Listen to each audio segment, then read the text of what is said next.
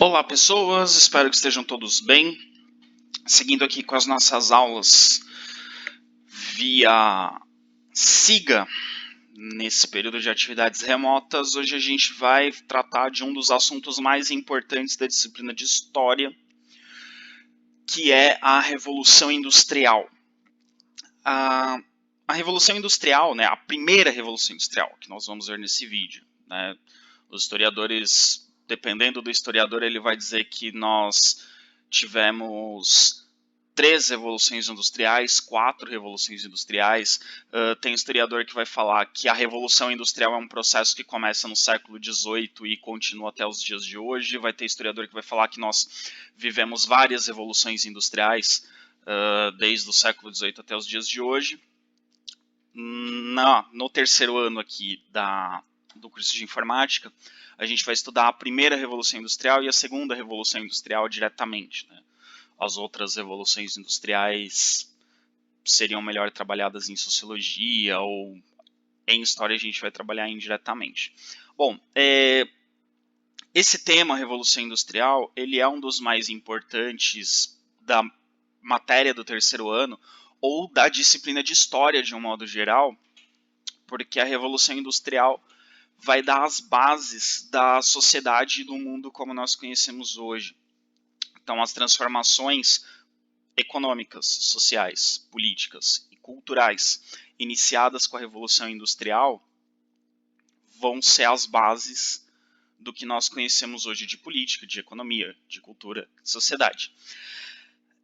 A Revolução Industrial, a primeira Revolução Industrial, ela se dá ali mais ou menos na metade do século XVIII, portanto antes do marco que a gente considera o início da história contemporânea. Na história contemporânea, ela é delimitada, né, o marco inicial da história contemporânea tradicionalmente é a Revolução Francesa, que é em 1789. A Revolução Industrial começa antes da Revolução Francesa. Mas a gente pode dizer que a Revolução Industrial já é uma das características da Idade Contemporânea. Como eu já expliquei para vocês, né, no segundo ano, as divisões da história, né, os marcos que delimitam cada período da história não são marcos rígidos, né? Não é que um acontecimento, uma data transforma o mundo de uma época em um mundo de outra época, mas são fatos escolhidos que representam um processo de transformação. E a Revolução Industrial faz parte desse processo de transformação do mundo moderno, né, da idade moderna, no mundo contemporâneo. A Revolução Industrial e o Iluminismo também. Então, o século XVIII, que é o século da primeira Revolução Industrial, e o século do Iluminismo, ele é esse século de transição entre a Idade Moderna e a Idade Contemporânea. E a Revolução Industrial e o Iluminismo vão dar as bases econômicas, materiais, mas também sociais, políticas e culturais para o que virá depois, que é a Revolução Francesa, que são as revoluções burguesas na Europa, que são os processos de independência na América, a formação do capitalismo industrial e tudo que a gente vai ver no mundo nos séculos 19 e 20. Por isso, pessoal, esse vídeo ele é extremamente importante, eu gostaria que vocês dessem muita atenção para ele. Como a gente vai estudar a primeira e a segunda Revolução Industrial no mesmo ano, né, a gente vai estudar agora a primeira Revolução Industrial, daqui a algum tempo a gente vai falar da segunda Revolução Industrial, que ela nada mais é do que uma continuação da primeira, ou uma ampliação da primeira. A gente vai, alguns conceitos desse vídeo a gente vai revisar nas aulas presenciais quando for tratar de segunda Revolução Industrial. Então, se vocês tiverem alguma dificuldade, alguma dúvida com o vídeo, a gente vai acabar retomando alguns conceitos de Revolução Industrial mais adiante nas aulas presenciais, ok? Mas qualquer dúvida, mandem e-mail, mandem WhatsApp, ok? Primeira coisa, para a gente entender o que é uma revolução industrial, a gente vai entender os conceitos. O que quer dizer a palavra revolução e o que quer dizer a palavra industrial. E esse conceito de revolução ele é muito importante porque a gente vai usar ele para tratar de todas as revoluções que vão acontecer e que a gente vai estudar esse ano. Depois da Revolução Industrial, a gente vai estudar a Revolução Francesa, a gente vai estudar Revolução russa, a gente vai estudar revoluções que acontecem no Brasil. Então é interessante a gente entender esse conceito de revolução para a gente saber que alguns eventos históricos são chamados de revolução, mas na verdade não foram revoluções. E outros eventos históricos são chamados de revolução propriamente, né? São de fato revoluções. Então, entender o conceito de revolução é importante para a gente saber classificar o que é uma revolução e o que tem nome de revolução, mas não foi revolução de verdade. Então, primeiro, revolução. Revolução é uma transformação profunda e rápida que destrói total ou parcialmente a ordem estabelecida e a substitui por uma nova ordem. O que isso quer dizer? Revolução é uma mudança, transformação. Então, toda revolução é mudança. Se permanece igual, não é revolução. Ok, mudança. Mas não é qualquer mudança. É uma mudança profunda e rápida.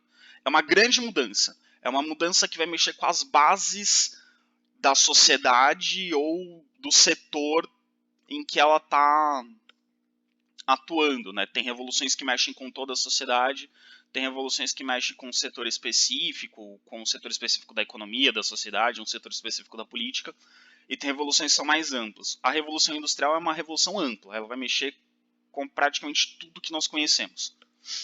Ela vai mexer com a política, vai mexer com a economia, vai mexer com a cultura, vai mexer com a sociedade, vai mexer com a religião, vai mexer com tudo, praticamente, que nós conhecemos. Então é uma mudança profunda, né? O que é uma mudança profunda? É uma mudança que vai mexer estruturalmente nas coisas. Como assim estruturalmente? Vai mexer nas bases, vai mexer nos valores, vai mexer nas crenças, vai mudar a posição das pessoas. Numa revolução, às vezes quem é rico fica pobre, quem é pobre fica rico. Quem tem poder fica sem poder, quem não tem poder passa a ter. Quem manda deixa de mandar, e quem antes não mandava passa a mandar. Então isso é uma transformação profunda. As coisas mudam completamente.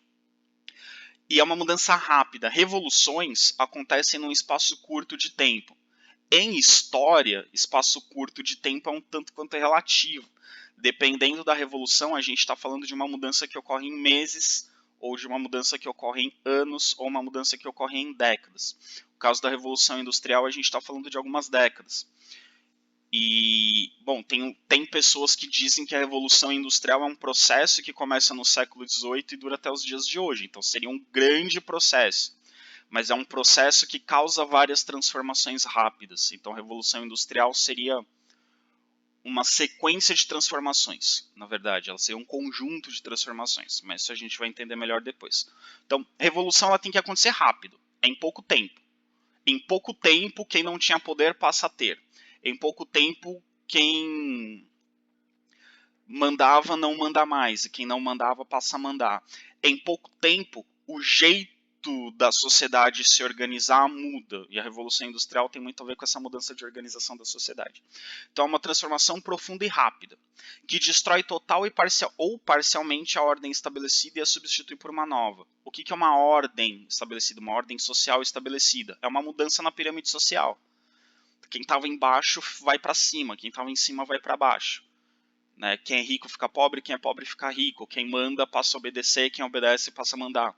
Isso é uma mudança de ordem estabelecida. Como eu disse, existem revoluções que são mais específicas. Às vezes a gente fala de uma revolução científica. Aí a gente está falando de uma transformação numa área da ciência, de uma mudança profunda e rápida na forma de se fazer pesquisa ou na forma de se compreender um determinado fenômeno da natureza. Isso seria uma revolução científica. O caso da revolução industrial, ela é uma mudança nos meios de produção. Eu vou explicar melhor isso daqui a pouco. Né? Antes vamos entender o que é a palavra indústria. Indústria, pessoal, não é só fábrica. Muita gente associa indústria com grandes fábricas. Mas indústria é tudo aquilo que se refere aos meios de produção. O que são os meios de produção? São as formas de produzir as coisas. As fábricas são meios de produção, a agricultura é meio de produção, a pecuária é meio de produção. O comércio não é bem meio de produção, mas o comércio lida, né, com meios de produção. Então, são as formas de produzir as coisas, a indústria. Então, a gente fala de indústria desde a antiguidade. Né? Na antiguidade, você tem indústria, você tem pessoas produzindo. Só que por causa da Revolução Industrial, a gente associa indústria com fábrica. E a gente vai entender isso nesse vídeo, por que a gente faz essa associação de indústria com fábrica. Então, se revolução é uma transformação drástica, uma transformação rápida que mexe com toda a sociedade, que muda a ordem social estabelecida, ou que muda a ordem das coisas, e indústria é tudo aquilo que se refere aos meios de produção, revolução industrial é uma transformação profunda e rápida nos meios de produção que substituiu a ordem social vigente por uma nova. Então, a revolução industrial vai causar mudanças profundas na forma de produzir, e é isso que a gente vai entender nesse vídeo, que mudança foi essa na forma de produzir. Antes, a humanidade produzia as coisas de uma forma. Com a Revolução Industrial, ela passa a produzir de outra forma. Só que essa mudança profunda nas formas de produzir causou mudanças na sociedade. Vão surgir novos grupos sociais. Grupos que antes eram grupos intermediários vão passar a dominar a sociedade. Outros grupos que estavam na base da sociedade vão ficar ainda mais enfraquecidos. Alguns grupos que não tinham poder vão passar a ter muito poder. Outros grupos que tinham muito poder vão ter menos poder ou poder nenhum. As relações entre as pessoas vão mudar. A relação entre empregado e patrão, as relações de trabalho vão se transformar. Então, e isso vai causar também mudanças na política, isso vai causar mudanças na cultura, isso vai mudar mudanças na maneira de pensar das pessoas. Então a Revolução Industrial é uma transformação que começa nos meios de produção e se espalha para toda a sociedade, para todos os setores da sociedade. Por isso que ela é tão importante. E é essa transformação em toda a sociedade que vai dar origem ao mundo como nós conhecemos hoje. Então, por isso que eu estou dizendo para vocês que a Revolução Industrial ela é extremamente importante. A gente precisa compreender ela muito bem para compreender o mundo em que a gente vive. A Revolução Industrial, a primeira Revolução Industrial, ela se dá na Inglaterra. E agora a gente vai entender o porquê que a Inglaterra teve condições para ter uma Revolução Industrial. Nenhum outro lugar do mundo no século XVIII tinha condições para ter uma Revolução Industrial. Só a Inglaterra. Por quê? Primeiro, a gente tem que entender que entre os séculos 17 e 18, a Inglaterra ficou muito rica. Até o século XVI, as maiores potências do mundo, as grandes potências comerciais, as grandes potências marítimas, eram Portugal e Espanha. A partir do século XVII, e isso se consolida no século XVIII e se mantém até a Primeira Guerra Mundial, até o início do século XX, a Inglaterra vai se transformar na maior potência comercial. Por quê? Primeiro, a gente tem um contexto em que a Inglaterra está enriquecendo. Entre os séculos 17 e 18, o comércio marítimo inglês se amplia. E o comércio marítimo, ao ampliar esse comércio marítimo inglês, a burguesia inglesa enriquece muito. E a Inglaterra, de um modo geral, enriquece muito com essa atividade comercial. Essa atividade comercial inglesa era ajudada pelo trabalho dos corsários. Para quem não sabe, um corsário é um pirata que trabalha com autorização do Estado, com autorização governamental. Entre os corsários ingleses mais famosos, a gente tem o Sir Francis Drake. Sir é o título de nobre. Sir, ele é um nobre. Então ele tinha título de nobreza da coroa inglesa. E era um corsário. Era um navegador que liderava ataques a outros navios ou a colônias de outros países, com a autorização da monarquia inglesa. Claro que isso não era oficial. Quando os reis de outros países questionavam a monarquia inglesa sobre o ataque desses corsários, a monarquia inglesa dizia que era ilegal, mas eles eram incentivados pela monarquia inglesa. O objetivo desses ataques não era tanto roubar as riquezas de outros países, e sim atrapalhar o comércio dos outros países. Então, quando um corsário inglês atacava um navio espanhol ou um navio português, ele não estava interessado exatamente, quer dizer, ele estava interessado em roubar as riquezas, mas a coroa inglesa não estava interessado no roubo dessas riquezas, estava mais interessado em dificultar o comércio. Então, quando um navio espanhol tinha suas mercadorias roubadas, isso causava um prejuízo para a Espanha. E esses produtos roubados da Espanha eram uma concorrência a menos para os produtos ingleses. Então o ataque dos corsários ele tinha o objetivo de atrapalhar as atividades econômicas de outros países. As companhias de comércio inglesas tiveram muito lucro nesse contexto, fazendo esse comércio, como está indicado ali no mapa, um comércio triangular. Era um comércio que movimentava mercadorias entre a América, a África e a Europa. E entre os produtos mais valiosos que os comerciantes ingleses transportavam estavam os escravos, né? O comércio de escravos começa com Portugal, os portugueses começam o tráfico de escravos da África para a Europa e depois para a América, né? Já no século XV, isso se fortalece no século XVI. Depois outros países também vão trabalhar com o comércio de escravos e a Inglaterra se torna a grande traficante de escravos no século XVIII. E o tráfico de escravos é um comércio muito lucrativo. E, além disso, né, então a Inglaterra levava escravos da África para a América, produtos das colônias americanas para a Europa, e esses produtos das colônias americanas também iam para a África. Então, a Inglaterra fazia esse comércio entre a África, a Europa e a América, que a gente chama de comércio triangular. Então, os comerciantes ingleses dominavam ali o comércio atlântico, o comércio navegando pelo Oceano Atlântico. E as colônias que a Inglaterra tinha também geravam muita riqueza, entre elas, as mais conhecidas, as 13 colônias da América, que vão dar origem depois aos Estados Unidos. A gente não vai estudar a independência dos Estados Unidos no curso de informática, infelizmente, esse é um conteúdo que o pessoal da administração estuda e vocês da informática não. Mas depois eu posso passar materiais para vocês se vocês quiserem. Mas as 13 colônias inglesas na América eram muito lucrativas para a Inglaterra. E depois, no final do século XVIII, essas 13 colônias vão se tornar independentes da Inglaterra e se transformar nos Estados Unidos. Então a Inglaterra está ganhando muito dinheiro nos séculos XVII e XVIII. Muito dinheiro é fundamental para os investimentos que vão ser necessários para a Revolução Industrial. Outro ponto. Ainda sobre o comércio, aqui a gente tem essa fonte histórica, que a gente pode observar aqui, é um comerciante inglês negociando seda chinesa, para a gente ter a noção de que os ingleses estavam fazendo comércio no mundo inteiro. Eles traziam mercadorias do Extremo Oriente, como por exemplo a seda produzida na China, para a Europa. Buscavam produtos nas colônias americanas e levavam para a Europa e levavam para a África.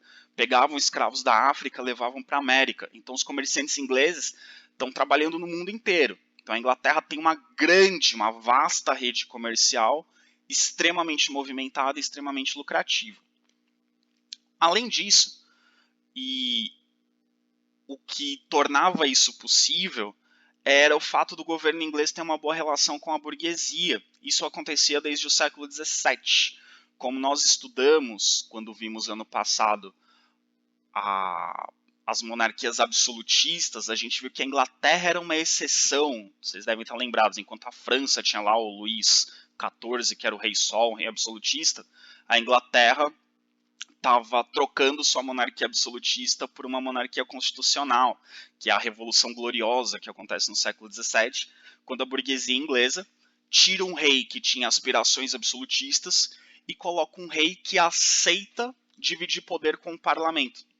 E aí a gente tem a formação de uma monarquia constitucional. Então, desde o século XVII, a Inglaterra tem uma monarquia constitucional que tem uma excelente relação com a burguesia. E essa relação excelente do governo com a burguesia se dá pelo fato de que foi a burguesia que colocou a monarquia lá. E por ter uma boa relação entre monarquia e burguesia, a monarquia buscava em suas medidas, em sua administração, atender aos interesses da burguesia comercial, principalmente no que diz respeito à liberdade comercial. Nos reinos absolutistas não existe liberdade comercial, o comércio é controlado pelo rei. Na Inglaterra, a burguesia tinha muita liberdade. As medidas adotadas pelo rei davam liberdade comercial aos burgueses, sem contar que as leis não são criadas pelo rei. As leis são criadas pelo parlamento e o parlamento é, em sua maioria, composto por membros da burguesia. Então as leis vão favorecer o comércio. E essa boa relação entre governo e burguesia fez com que a burguesia se fortalecesse na Inglaterra e permitiu que essa burguesia muito fortalecida dominasse os mercados europeus e coloniais. A Inglaterra, então, era a principal fornecedora de diversos produtos para toda a Europa e nas colônias da América. Mesmo nas colônias de outros países, chegavam produtos ingleses. No Brasil, por exemplo, que era uma colônia de Portugal, mesmo o Brasil só podendo comprar produtos de Portugal, muitas vezes, através desses comerciantes portugueses que vinham para o Brasil, chegavam produtos ingleses. Então a Inglaterra consegue ter entrada em vários mercados coloniais ao redor do mundo. Isso torna a Inglaterra ainda mais rica, ainda mais forte. Além disso, a Inglaterra tem uma balança comercial favorável. Balança comercial favorável quer dizer que você exporta mais do que importa. Isso faz com que as suas riquezas, né, o que a gente chamaria hoje de produto interno bruto, né, a riqueza do país, a riqueza que o país gera, cresce. Né? Então, como a Inglaterra vende mais, exporta mais do que compra, né, exporta mais do que importa, ela tem uma balança comercial favorável. Isso faz com que a Inglaterra acumule riquezas também. Então, vocês estão vendo que o acúmulo de riquezas e o fortalecimento da burguesia vão ser fundamentais para a Revolução Industrial. A Inglaterra tinha acordos comerciais vantajosos com vários países. Entre eles, a gente pode citar o exemplo de Portugal. Nós vimos, por exemplo, que Portugal pegou dinheiro emprestado com a Inglaterra para pagar aquela dívida que tinha com a Holanda quando aconteceu a expulsão dos holandeses do Brasil. Eles precisaram pegar dinheiro da Inglaterra quando Portugal se separou da Espanha. Portugal tem acordos comerciais com a Inglaterra desde a Idade Média. Portugal e Inglaterra são parceiros comerciais muito antigos. Alguns dos tratados comerciais, alguns dos tratados econômicos mais antigos ainda em vigor no mundo são justamente entre Inglaterra e Portugal. Então eles têm acordos comerciais desde o século XIV, se eu não me engano, ou desde o século XIII, são acordos muito antigos. Entre esses acordos, a gente pode destacar no comecinho do século XVIII o Tratado de Matuém, em 1703. E a gente vai ver, quando for estudar a independência do Brasil, a gente vai ver que Inglaterra e Portugal continuam fazendo acordos, ainda lá no século XIX eles ainda estão fazendo acordos. Mas aqui a gente vai dar um exemplo desses acordos comerciais vantajosos para a Inglaterra, o Tratado de Matuém, que também é conhecido como Tratado de Panos e Vinhos. Por que Tratado de Panos e Vinhos? Os produtos ingleses mais importantes, mais fortes para a economia inglesa eram os produtos manufaturados, que eu já vou explicar daqui a pouco o que é uma manufatura. Entre os produtos manufaturados, o mais importante eram os tecidos. Entre os produtos comerciais, né, portugueses mais fortes, eram aqueles da agricultura ou derivados da agricultura. Entre esses produtos derivados da agricultura, o mais forte, mais conhecido, ainda hoje é um dos mais conhecidos de Portugal, é o vinho. E esse tratado ficou conhecido como Tratado de Panos e Vinhos, porque era um acordo comercial em que os produtos manufaturados ingleses, o principal dele era o tecido, por isso panos. Então, os produtos manufaturados ingleses teriam vantagens comerciais dentro de Portugal. E os produtos derivados da agricultura, entre eles o vinho, de Portugal, teriam vantagens comerciais na Inglaterra. Então, os produtos manufaturados ingleses teriam muita entrada, teriam um mercado consumidor garantido em Portugal, e os produtos portugueses teriam um mercado consumidor garantido na Inglaterra. Isso aumenta as vendas de Portugal e isso aumenta as vendas da Inglaterra. A princípio, vantajoso para os dois. Um garante que o outro seja seu principal consumidor dos seus principais produtos.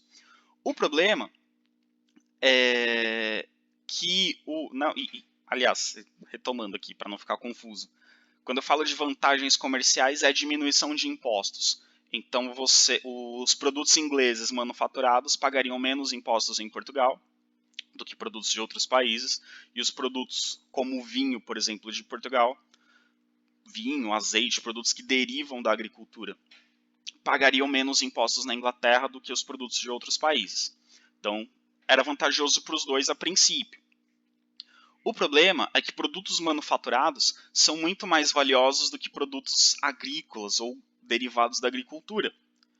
Isso faz com que, mesmo que Portugal vendesse muito dentro da Inglaterra, o valor das vendas de Portugal para a Inglaterra era sempre menor do que o valor das vendas da Inglaterra para Portugal. Isso fazia com que a balança comercial fosse favorável para a Inglaterra e desfavorável para Portugal. Então, os panos ingleses geravam muito mais dinheiro para a Inglaterra do que os vinhos portugueses geravam para Portugal. Então, era um acordo vantajoso para a Inglaterra. Aí alguém pode dizer, mas Portugal não percebeu isso? Nesse contexto, como a gente viu quando eu estava estudando lá o Brasil colonial, Portugal estava em crise. Então era melhor para Portugal garantir esse mercado consumidor na Inglaterra, mesmo que a balança comercial fosse desfavorável, do que não garantir esse mercado, porque aí a crise portuguesa seria ainda pior. Portugal entraria em falência. Então era melhor ter prejuízo, ter um pouco de prejuízo, do que ter um prejuízo estratosférico e o país quebrar. Ok?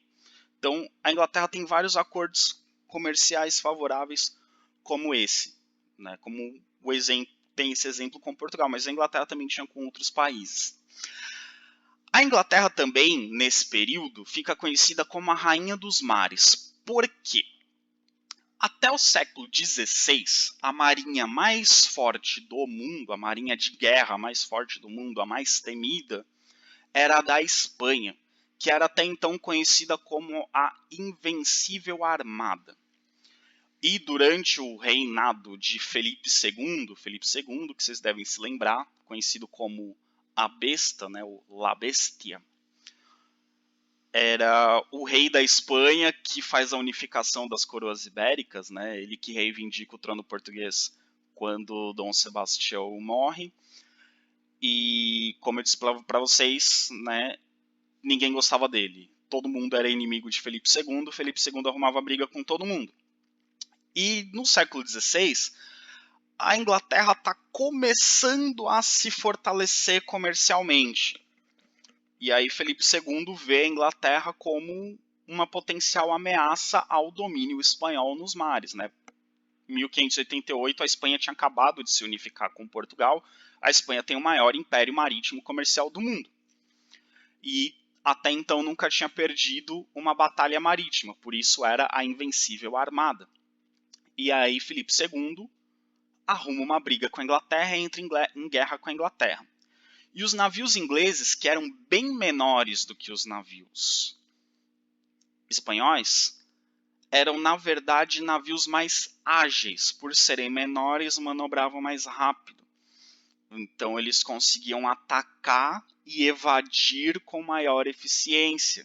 E com essa tática de atacar e evadir com navios mais leves, mais rápidos, mais ágeis, eles conseguiram derrotar a Invencível Armada. Então a Inglaterra, ao derrotar a Espanha em 1588, começa a ser reconhecida como uma grande marinha. E a partir daí a Inglaterra começa uma política de expansão da sua frota, tanto comercial, né, o grande comércio que a Inglaterra fazia ao redor do mundo precisava de navios, então começa a se construir cada vez mais navios de carga, navios comerciais, e que são navios cada vez maiores, que podem transportar cada vez mais mercadorias. E a Inglaterra também favorece e estimula a construção de uma marinha de guerra, que aí não são navios grandes, são navios menores, porém bem armados e eficientes. E essa marinha de guerra é importante tanto para proteger os grandes navios comerciais que estão fazendo esse comércio marítimo, quanto para proteger as colônias, né, para fazer a proteção da costa das colônias.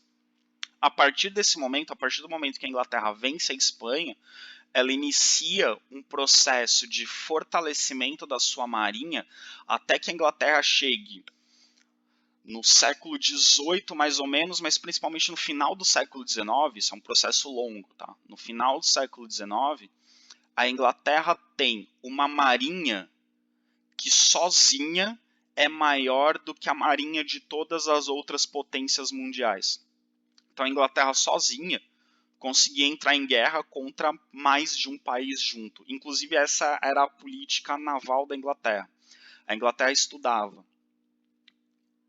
o tamanho das marinhas dos outros países, e a Inglaterra tinha como estratégia ter uma marinha que tivesse pelo menos o dobro do tamanho da segunda maior frota do mundo. Que o objetivo deles era, se a gente precisar entrar em guerra contra dois países ao mesmo tempo, a gente dá conta. Então, por isso que a Inglaterra se torna a rainha dos mares, porque ela tem uma marinha de guerra e uma marinha comercial que é muito maior do que qualquer outra marinha do mundo. E a Inglaterra tem o domínio, então, do comércio marítimo. Ok? Então, essas condições fazem com que a Inglaterra tenha muito dinheiro e uma burguesia comercial muito forte. Ter muito dinheiro, ter uma burguesia comercial muito forte, são os primeiros passos, são as bases, são os primeiros elementos para que ela tenha uma revolução industrial. Ok?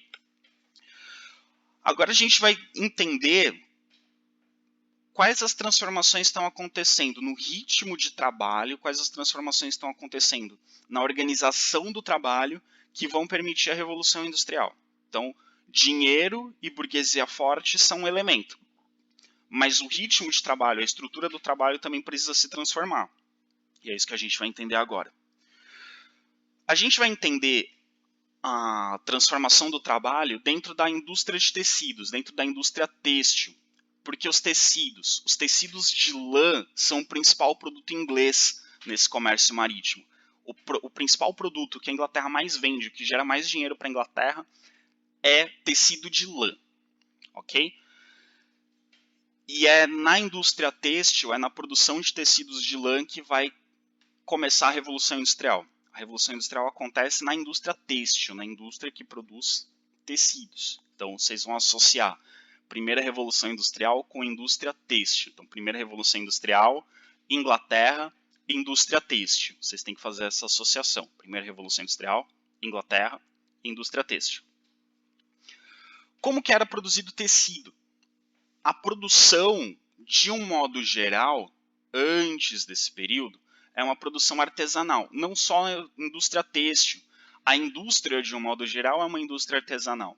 Quem produz tecidos, vestimentas, calçados, utensílios domésticos, ferramentas, armas, são artesãos. O que é o trabalho artesanal? A gente associa hoje trabalho artesanal com arte, com objetos, com enfeites, com decoração. Então, o trabalho artesanal, após a Revolução Industrial, ele vai ter uma mudança de significado. Antes da Revolução Industrial, o trabalho artesanal é a principal forma de produção daquilo que não é agricultura. Então, o trabalho é artesanal, de um modo geral. Os trabalhadores, em geral, são trabalhadores artesanais. Na produção artesanal, e essa é a diferença da produção artesanal para o que vai vir depois, que eu vou explicar o passo a passo daqui a pouco, é que no trabalho artesanal, o trabalhador controla todas as etapas da produção, desde a compra da matéria-prima até a venda.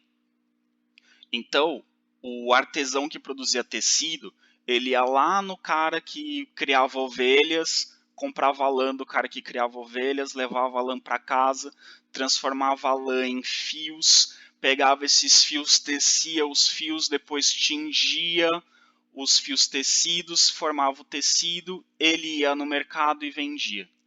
Então ele controla todas as etapas, desde a compra da matéria-prima até a venda. Além disso, o artesão ele era dono das próprias ferramentas, e ele estabelecia o próprio ritmo e os próprios horários de trabalho, conforme suas necessidades. Hoje eu preciso trabalhar mais? Vou trabalhar mais. Hoje eu não preciso trabalhar tanto, não tenho nenhuma encomenda para entregar logo, tenho um dinheiro guardado, hoje eu vou trabalhar menos ou não vou trabalhar. O ritmo de trabalho também depende, no trabalho artesanal, depende de condições climáticas. Nevou, fechou a estrada, não tem como eu ir até a fazendinha lá de ovelhas para comprar a lã, não vou trabalhar hoje, não tem como ir. Tá calor demais, não estou em condições de trabalhar, não vou trabalhar. Meu filho ficou doente, preciso cuidar dele, não vou trabalhar hoje. tenho uma encomenda para entregar logo, estou precisando de dinheiro, vou acelerar o trabalho. Posso pensar assim, hoje eu vou trabalhar menos porque amanhã eu consigo trabalhar mais. Ou hoje eu trabalhei muito, amanhã me dou uma folga. Então é o trabalhador que controla, ele não tem um horário estabelecido, porque é ele que controla a sua produção. Ele que sabe o quanto ele tem que entregar e em que momento ele tem que entregar.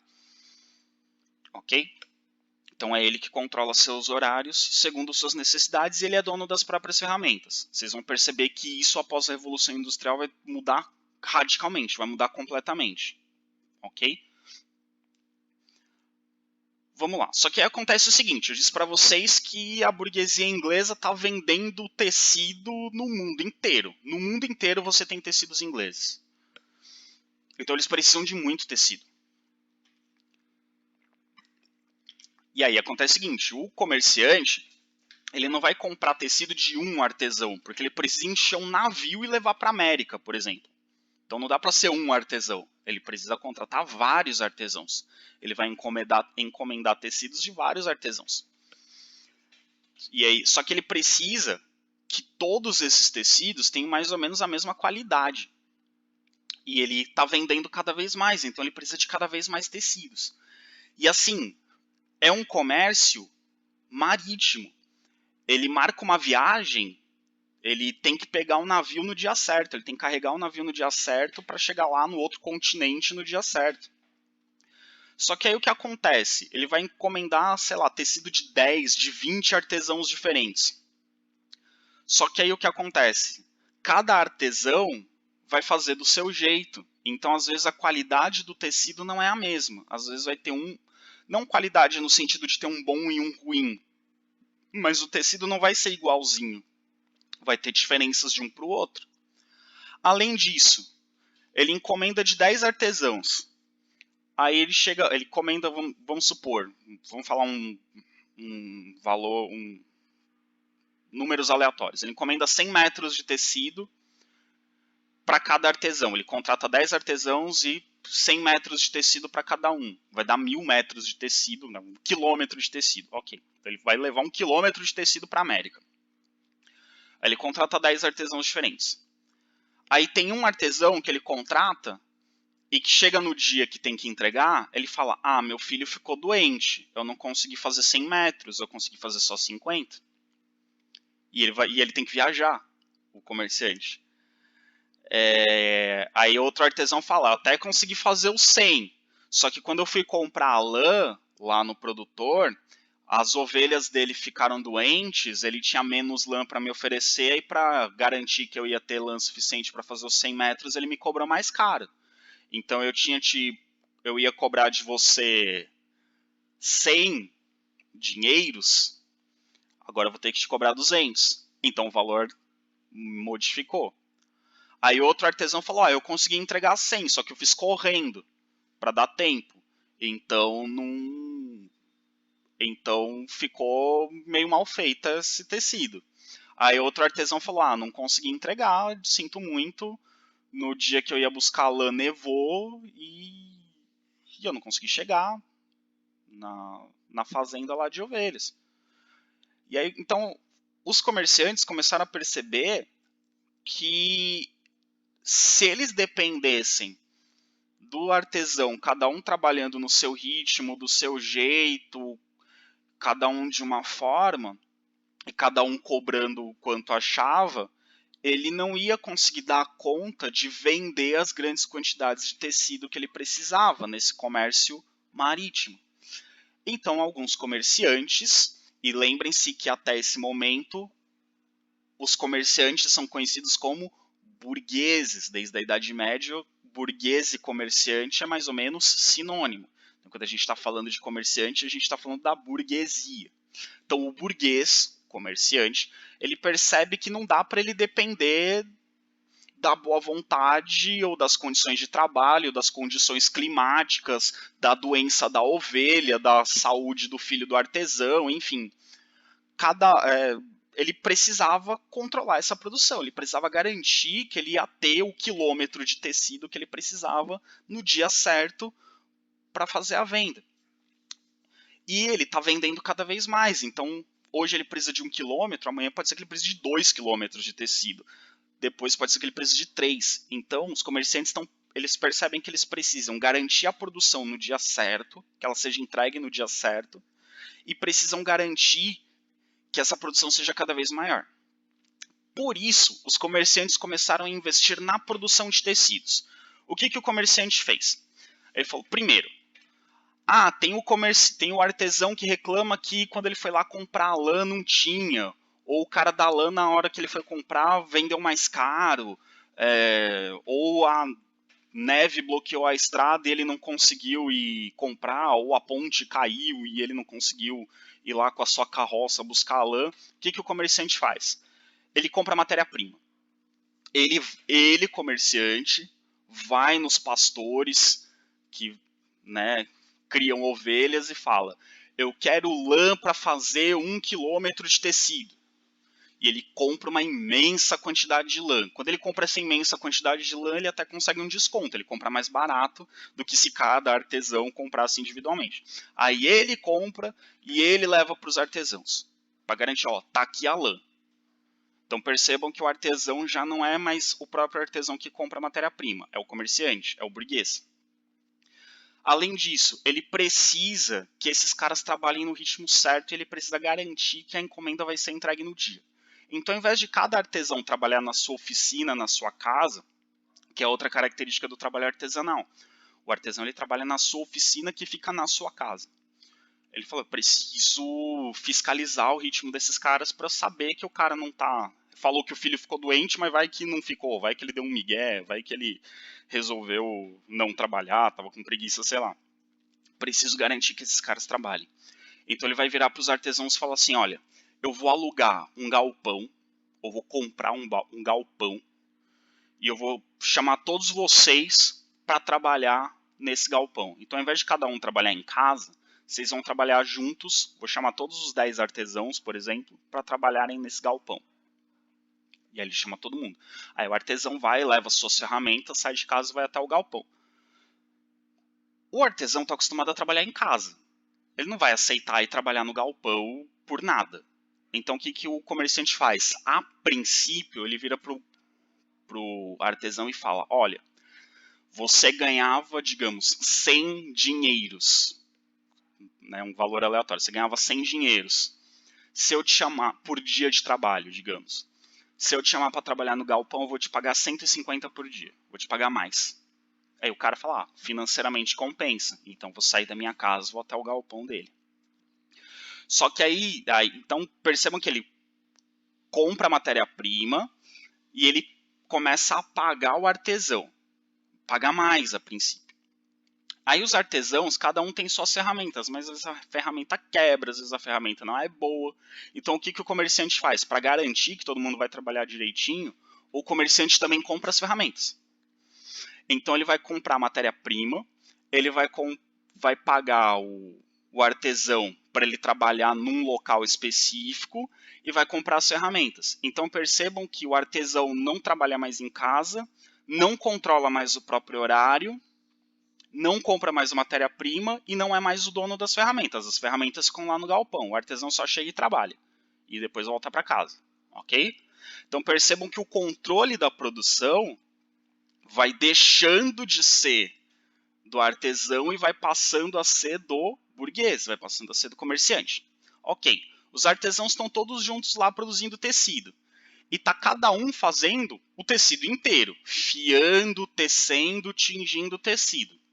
Só que eles estão lá todos juntos, e um olha para o outro e fala, oh, e se a gente dividisse as tarefas para ir mais rápido?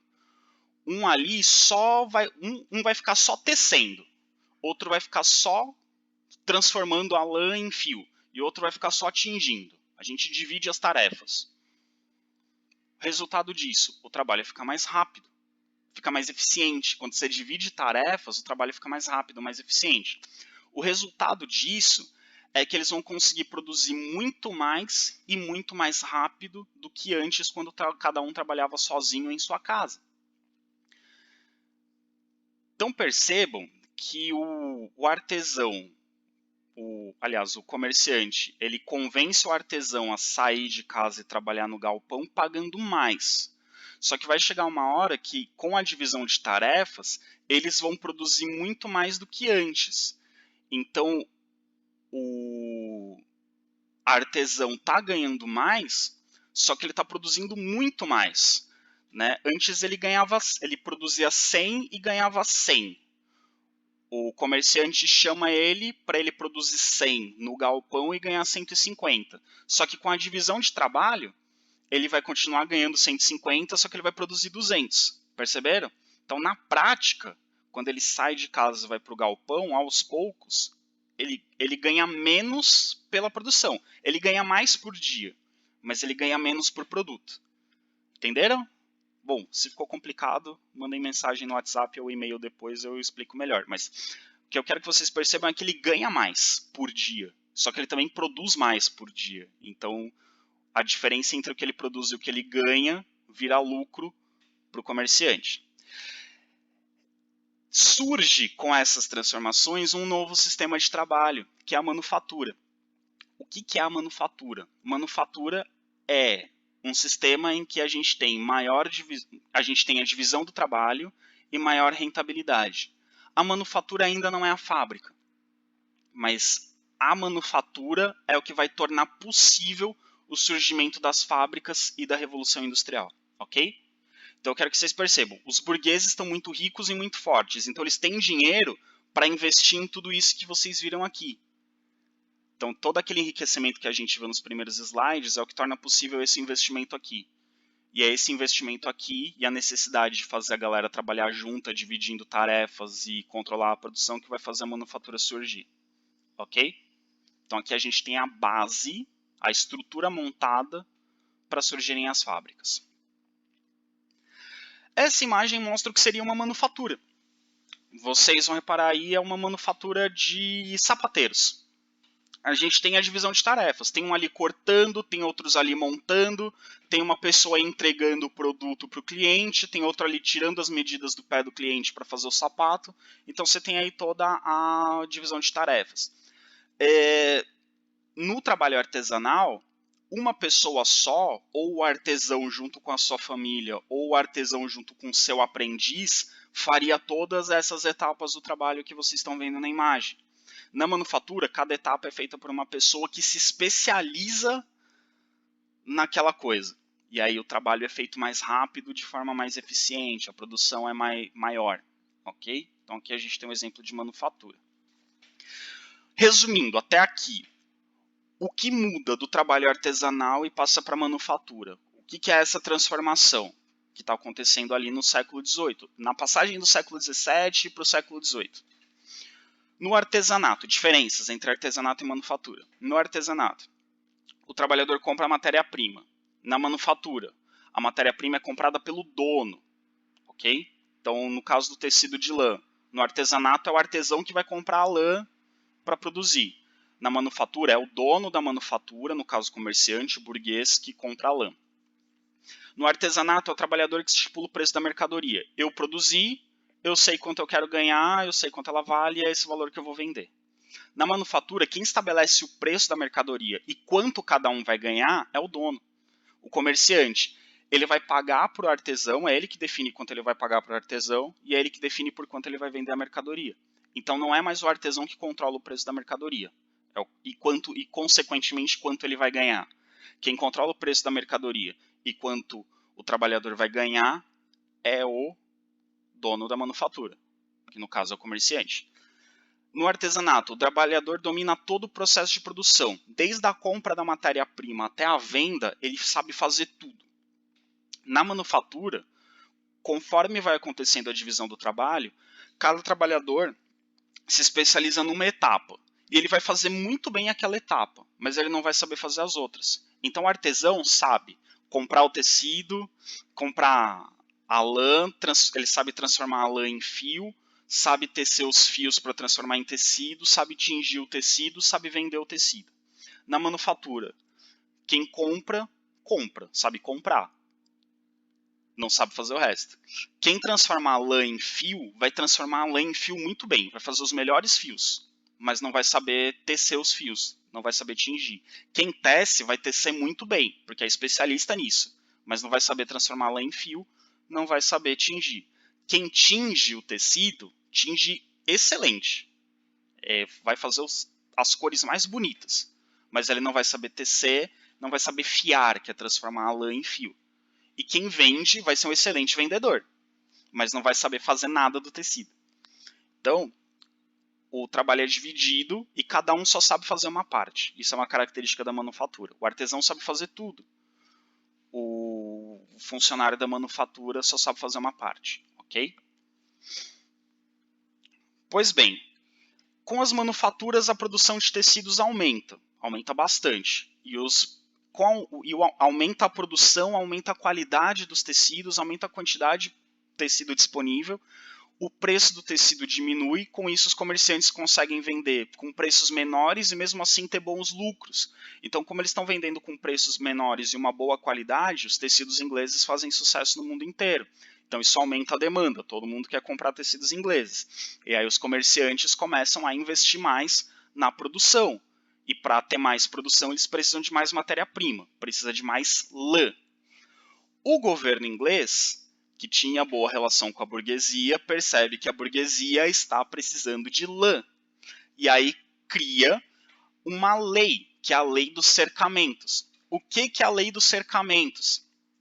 Existiam terras na Inglaterra que eram livres, que qualquer camponês, pastor, podia utilizar para a sua produção.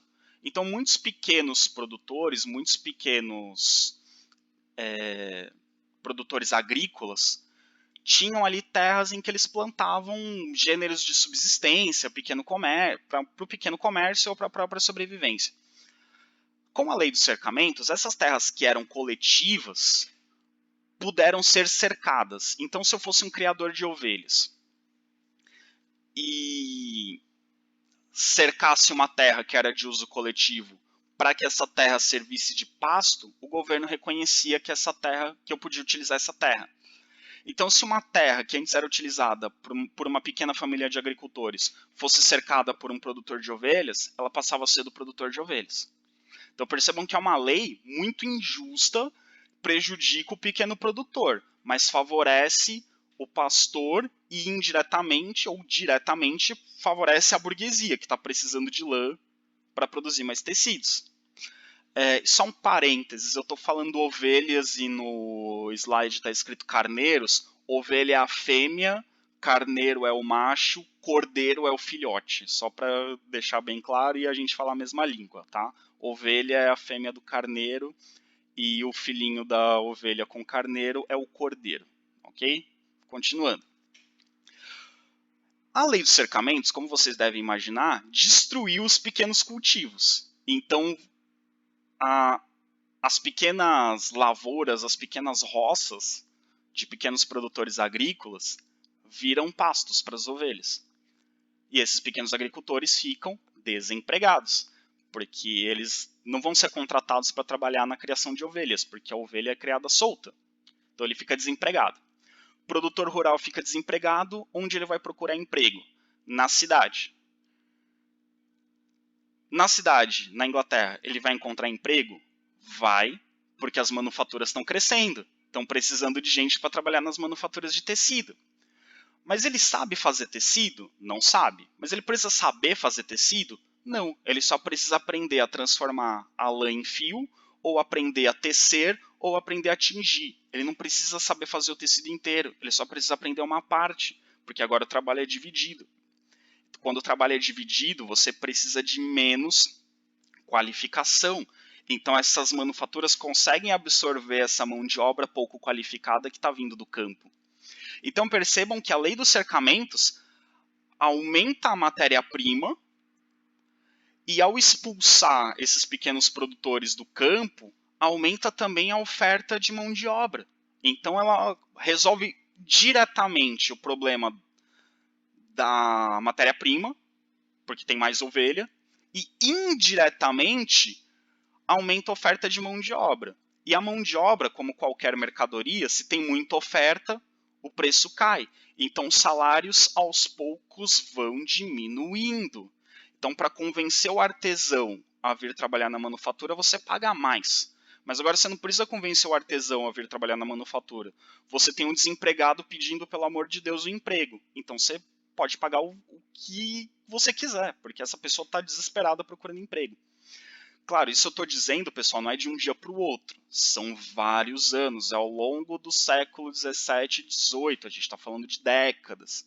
Mas aos poucos é esse processo que vai acontecer. E aí os salários vão aos poucos diminuindo, ok?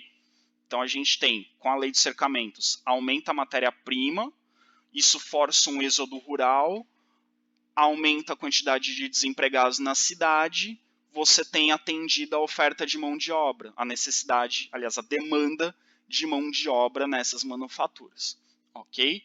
Então a gente está produzindo cada vez mais tecido, ok? Nesse contexto, não é só, não é só a questão de controle da produção, eu precisar garantir que esse cara trabalhe na fábrica para eu fazer ele trabalhar mais e produzir mais. Você também tem estudos científicos, e ao longo do século XVIII você tem vários engenheiros, vários cientistas trabalhando na criação de máquinas que vão aumentar a eficiência do trabalho. Então, é mais lucrativo se você tiver um trabalhador trabalhando de forma mais eficiente do que você ter vários trabalhadores.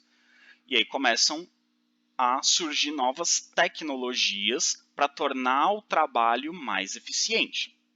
Em 1733, John Kay cria a lançadeira volante. O que é a lançadeira volante? É uma espécie de um tear que um trabalhador sozinho, é um tear mecânico, mas não é um tear mecânico que funcione sozinho, é o trabalhador que movimenta o mecanismo. Com a lançadeira volante, um trabalhador consegue fazer o dobro de tecido que ele fazia antes. Então, usando um tear manual, o tear antigo, ele conseguia fazer, digamos, 1 metro de tecido por hora. É um valor aleatório, tá? Não sei se era esse valor mesmo. Digamos, 1 metro de tecido por hora. Com a lançadeira volante, ele consegue fazer 2 metros de tecido. Ele consegue fazer o dobro. Ok? Aliás, 2 metros não, 4. É mais que o dobro. Aumenta 4 vezes. Então você precisa de o que o que 4 tecelões faziam, agora um tecelão faz. Então você tem duas possibilidades. Ou você consegue produzir o mesmo tanto com menos trabalhadores, ou com a mesma quantidade de trabalhadores você produz 4 vezes mais. Então isso aumenta a produtividade. Então ou você está produzindo muito mais, isso aumenta a sua lucratividade, ou você reduz a quantidade de trabalhadores, produz a mesma quantidade, com menos trabalhadores você paga menos salário, seu lucro aumenta. Então a lançadeira volante aumenta a produtividade. Nesse momento, pessoal, a gente ainda não está pensando, os comerciantes ainda não estão pensando, os donos das manufaturas ainda não estão pensando em demissão. Eles estão pensando assim, legal, agora eu vou conseguir produzir 4 vezes mais, ok? Só que isso gera um problema. Tem mais etapas da produção de tecido, mas eu falei para vocês que tinha o cara que transforma a lã em fio e o cara que junta os fios para fazer o tecido, que é o tecelão, ele vai tecer os fios. E o cara que vai tingir. Mas vamos pensar só no fio e na tecelagem. Então agora você tem um tecelão fazendo antes o que 4 faziam. Então você multiplica por 4 a produção de tecido. Só que você multiplica por 4 a etapa da tecelagem, de juntar os fios e formar o tecido. Isso implica que você precisa de 4 vezes mais fio. Então, para um trabalhador com lançadeira volante, você precisa de 4 pessoas fazendo fios, você precisa de 4 fiadores. Ok? Antes você tinha um fiador para um tecelão. Agora você precisa de 4 fiadores para um tecelão usando a lançadeira volante.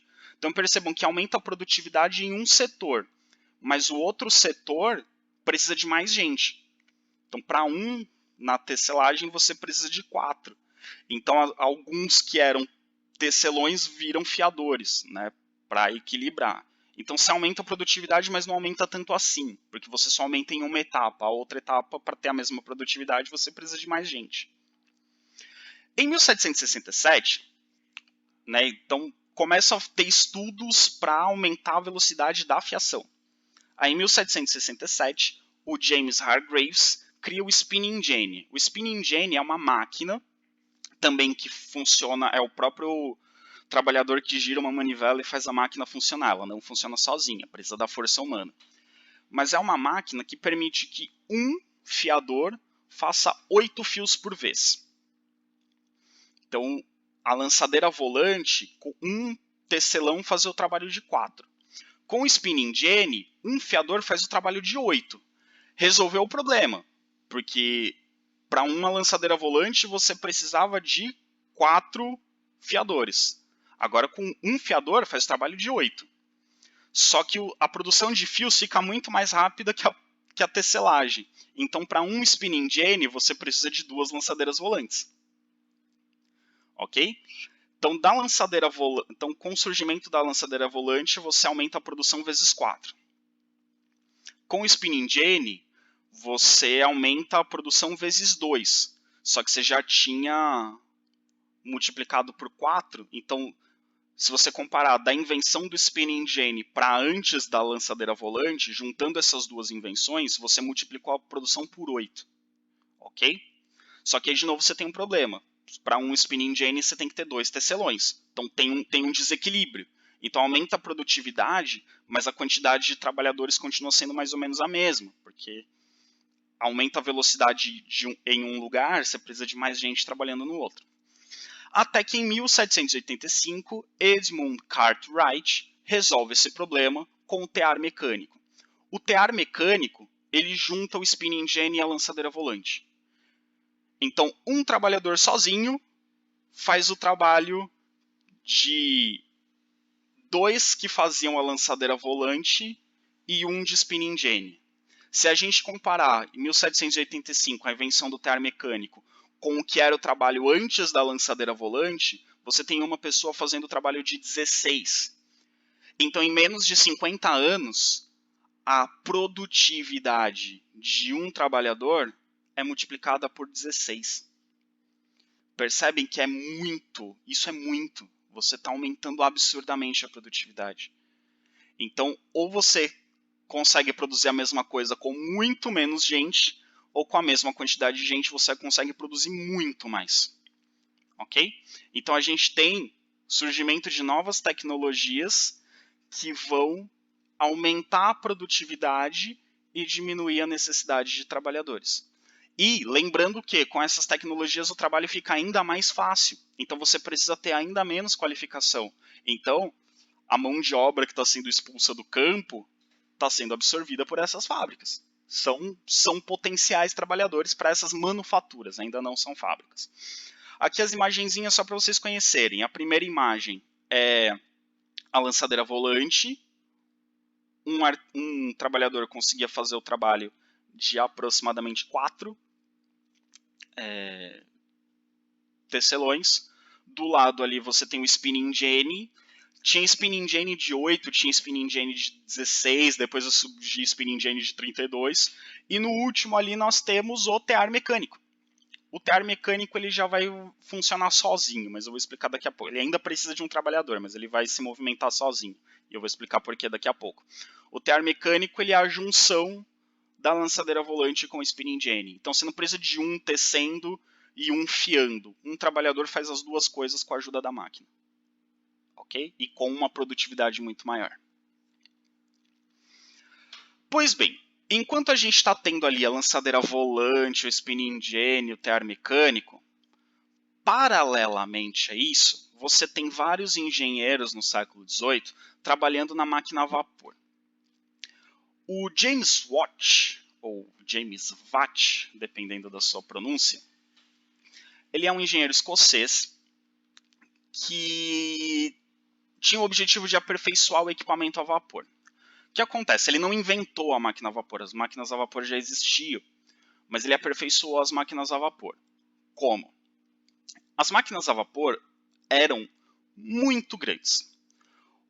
O lugar que mais utilizava a máquina a vapor era a mineração de carvão. Por quê? As minas de carvão elas são muito úmidas, então no fundo das minas de carvão tem muita água. né, os mineradores que trabalham na mineração de carvão, enquanto eles estão lá tirando carvão, está pingando água. É muito úmida a mina de carvão. Então você tem que bombear essa água do fundo da mina para fora para os trabalhadores poderem ficar lá dentro, não se afogarem. E essa água era bombeada do fundo da mina com uma máquina a vapor. Só que essas máquinas a vapor eram gigantescas. É o que vocês estão vendo aí na imagem do lado esquerdo em cima. Vocês estão vendo aí a estrutura da bomba que funciona a vapor, tirando a água. Do lado dela ali um pouquinho à frente, vocês vão ver que tem uma pessoinha. Se vocês não estiverem enxergando, olhem mais de perto, vocês vão ver ali uma pessoinha. Pra vocês terem noção do tamanho dessa máquina a vapor. Então, James Watt, era um engenheiro, ele estava trabalhando numa forma de tornar essas máquinas mais eficientes. Tornar mais eficiente significa trabalhar mais, gastando menos combustível. Ele queria tornar essas máquinas mais eficientes, né, ter a mesma potência, ter a mesma força, só que gastando menos. E também tornar essas máquinas menores, para que elas tivessem outras aplicações no dia a dia. Até que em 1769 ele cria uma máquina pequena, eficiente e versátil, que podia ser utilizada em outras situações. Lembrando que o combustível da máquina a vapor é o carvão, não é água. O carvão que é utilizado na máquina a vapor, né, a máquina a vapor você tem um forninho, e esse forno ou fornão, se for uma máquina muito grande, você tem uma espécie de um forno, que você queima esse carvão, o carvão ferve a água vira vapor, e é a pressão do vapor que movimenta o mecanismo da máquina a vapor. Não é água. O combustível é o carvão, e é o carvão mineral, não é o carvão vegetal que você usa para fazer churrasco. É o carvão mineral que tem um poder maior, né, que gera mais calor quando queimado. Você não usa carvão mineral na churrasqueira, senão você ia torrar o seu carvão. Você não usa carvão vegetal na indústria, porque ele não ia fazer calor suficiente, não ia gerar calor suficiente. Pois bem, James Watt criou a máquina a vapor. Aí algum engenheiro olhou para a máquina a vapor do James Watt, olhou para o teor mecânico do Hargreaves e pensou, e se eu juntasse? Juntando a máquina a vapor com o teor mecânico, a gente tem o teor mecânico a vapor. Ou seja, essa máquina faz o movimento sozinha. Você não depende da força do tecelão. Se a máquina faz o movimento sozinha, você consegue fazer uma produção muito maior. O trabalho do tecelão na fábrica nem é mais de ser tecelão, porque quem faz a tecelagem é a máquina, ela faz sozinha. A função do trabalhador é acompanhar o movimento da máquina, ver se o fio não está enroscando, ver se a máquina não emperrou, ver se não caiu algum pedaço de tecido, algum pedaço de fio em algum mecanismo. A função do trabalhador é acompanhar o trabalho da máquina, né? Manter a máquina funcionando. E aí você aumenta a produtividade de 1 que aumentou para 16 com o tear mecânico, com a máquina a vapor você aumenta de 1 para 100, para 200. Então com a máquina a vapor você tem uma explosão na produtividade. Então todo esse processo que a gente viu, mais a introdução do motor a vapor nas máquinas de tecelagem, nós temos a Revolução Industrial propriamente dita. Então, todo esse processo que eu expliquei para vocês até agora culmina com a máquina a vapor. Então, a máquina a vapor traz uma nova organização da indústria, porque o artesão que trabalhava sozinho já não tinha condições de concorrer com a manufatura. A manufatura produzia muito mais barato, com maior qualidade. Agora, a máquina a vapor, quem trabalha com máquina a vapor, e quando a gente coloca a máquina a vapor na manufatura, essa manufatura vira uma fábrica, e aí que surgem as fábricas. Quando você tem a fábrica trabalhando com máquina a vapor, a fábrica consegue produzir muito mais, e com muito menos, em muito menos tempo, com muito melhor qualidade, e muito mais barata do que a manufatura. Então o artesão não conseguia concorrer com a manufatura. Agora é a manufatura que não consegue concorrer com a fábrica. Então quem produz tecido vai ter fábrica. Ou tem fábrica, ou quebra, ou não consegue concorrer. Então a gente tem uma transformação num intervalo relativamente curto de tempo, uma transformação muito grande na organização do trabalho e da produção de tecido. Por isso uma revolução industrial, uma mudança muito grande, muito rápida na forma de produzir. Ok? Então agora, a energia a vapor, o carvão e o ferro causam uma revolução na economia. Esses são os produtos mais importantes. A energia a vapor é indispensável para você fabricar tecido. Se você não tem energia a vapor, você não consegue concorrer. E o carvão se torna o principal combustível. Né? O carvão, que é o combustível, ele vai ser muito importante, vai ser um produto muito valorizado. E o ferro, que é a matéria-prima para fazer as máquinas. Então esses três elementos vão ser fundamentais na economia. A economia passa a depender desses três elementos. Que antes nem a energia a vapor meio que nem existia na indústria. O carvão e o ferro eram irrelevantes. Agora eles são fundamentais. Então os produtos que antes eram manufaturados agora passam a ser feitos por máquinas. São as máquinas que fazem. E as máquinas fazem com maior eficiência. E aí a gente tem essa mecanização da produção, ela começa justamente na tecelagem. Ela não começa na tecelagem de lã propriamente, ela começa na tecelagem de algodão, que é outro setor da economia, que também você transforma algodão em fio, o fio em tecido. O processo é parecido com o da lã. Ela começa na tecelagem de algodão, mas ela passa para a tecelagem de lã também. Então vai para esses dois elementos. O algodão, que vinha principalmente das colônias na América. Olha lá o comércio que eu falei, o comércio triangular, né, os comerciantes levando esses produtos para diferentes lugares do mundo. Esse algodão que vinha principalmente das colônias da América vai para a Inglaterra, vai ser utilizado na indústria lá. Com a mecanização você tem um absurdo aumento de produção. Como eu falei, o que antes desse processo era feito por 100 trabalhadores, por 200 trabalhadores, agora vai ser feito por 1. E aí você tem um aumento absurdo da necessidade de matéria-prima. Então você vai ter um incentivo à produção de algodão, um incentivo à produção de lã. As terras, os cercamentos, vão ser usados ou para pasto ou para produzir lã. Os pequenos agricultores que produziam gêneros alimentícios ficam desempregados, vão para a cidade. Na cidade eles vão formar uma massa de desempregados. Aumenta a oferta de trabalhadores, diminui o valor do salário. Diminui o valor do salário, aumenta a lucratividade. Aumenta a lucratividade, você tem mais dinheiro para investir. Você tem mais dinheiro para investir, você compra mais máquinas. Você compra mais máquinas, você aumenta a produção. Você aumentando a produção, você precisa de mais matéria-prima. Precisando de mais matéria-prima, cerca mais terras para pasto de ovelhas, cerca mais terras para produção de algodão. Mais trabalhadores no campo ficam desempregados, vão para a cidade. Mais desempregados na cidade, diminui salário. Diminui salário,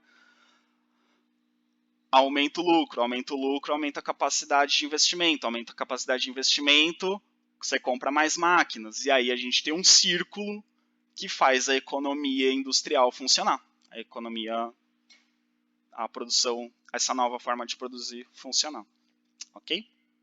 Qualquer dúvida me mandem depois. Então o carvão e o ferro se tornam fundamentais. O carvão que é extraído das minas de carvão, né, como eu já mostrei, e como vocês estão vendo nas imagens aí, as condições de trabalho eram bem ruins desses mineradores. E o carvão e o ferro, eles se tornam, entre aspas, os motores da economia, né? O carvão e o ferro são produtos fundamentais. Portanto, onde tinha carvão e onde tinha ferro, era o melhor lugar para você instalar a sua indústria, porque você teria o combustível e a matéria-prima perto. E eu falei para vocês, a Inglaterra tinha todo o dinheiro, né, vindo do comércio, tinha condições de investir na produção, tem a lei dos cercamentos, que vai favorecer a produção de lã, a produção de algodão, e que indiretamente vai gerar uma massa de desempregados, que vai servir como mão de obra barata na indústria. Mas a Inglaterra também precisava de carvão e ferro para desenvolver sua indústria. E não é que ela tinha, gente. Esse mapa aí é um mapa que pega Inglaterra e País de Gales. Ao norte ali, que a Escócia não está aparecendo muito. Essas manchinhas marrons aí que vocês estão vendo são minas de carvão. Olha só, a Inglaterra tinha muita mina de carvão e muita mina de ferro. Carvão e ferro são necessários para a Revolução Industrial. E a Inglaterra tinha bastante. E é próximo ou em cima dessas manchas que a gente vai ter a instalação das principais indústrias inglesas. Se a gente pegar um mapa industrial da Inglaterra, ainda hoje, essas manchas equivalem às principais áreas industriais da Inglaterra. Então a indústria se concentra aí que é perto do carvão, que é perto do ferro, porque sendo perto você gasta menos dinheiro com o transporte e você consegue abastecer essa indústria com mais eficiência. A máquina a vapor, ela vai ajudar também uma transformação no transporte. Você precisa transportar mais mercadoria, mais matéria-prima, mais combustível com maior velocidade.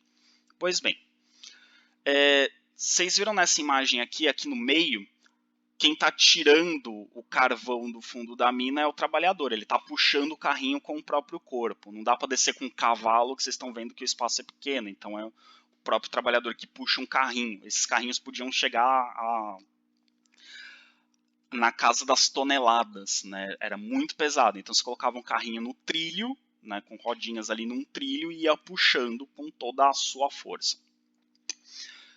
Vocês estão vendo que não era um trabalho eficiente. Aí, um belo dia, algum engenheiro olhou para o carrinho em cima dos trilhos, olhou para a máquina a vapor e pensou: e se eu fizer uma máquina a vapor com rodinhas que tenha força suficiente para puxar esses carrinhos do fundo da mina? A gente põe um trilho do fundo da mina até o lado de fora, a gente põe uma maquininha que puxa esse vagãozinho com carvão para fora da mina. Surge a locomotiva. Então a primeira locomotiva ela é para puxar o carvão para fora da mina. Aí um outro engenheiro olhou para isso e pensou: e se a gente fizesse um trilho maior daqui da mina de carvão até a fábrica, para facilitar? Faz uma máquina um pouco mais potente, com mais vagões, que leva daqui até lá, ao invés da gente levar de carroça, levar de cavalo, levar de burro.